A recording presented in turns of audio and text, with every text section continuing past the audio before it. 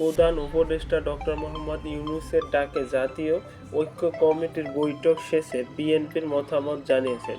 বিএনপির মতামত নিয়ে বিবিসি বাংলার একটি সংবাদ প্রচার করা হয়েছে। সেখানে বলা হয়েছে, ৩ কারণে জাতীয় নির্বাচন আগে চায় বিএনপি।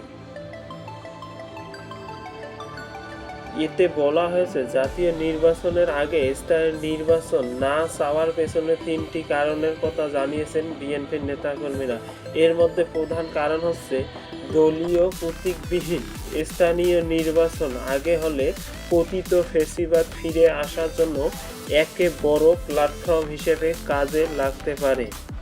এতে দেশজুড়ে সাংঘর্ষিক পরিস্থিতি তৈরি হতে পারে, যা সরকারের নিয়ন্ত্রণের বাইরে চলে যেতে পারে।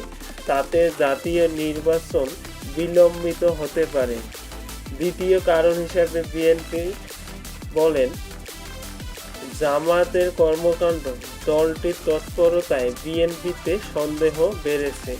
তৃতীয় কারণ হিসেবে বিএনপির নেতারা ছাত্রদের নতুন দল গঠনের প্রক্রিয়াটা সামনে এনেছেন।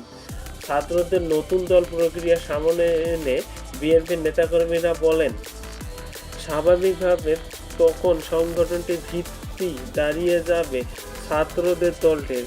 তাদের এই সুযোগ ফ্যাসিবাদরা জামায়াত সহ সবাই নেওয়ার সুযোগ খুঁজবে বলে বিএনপির নেতাকর্মীরা এই 3টি কারণকে উপেক্ষা করে জানিয়েছেন।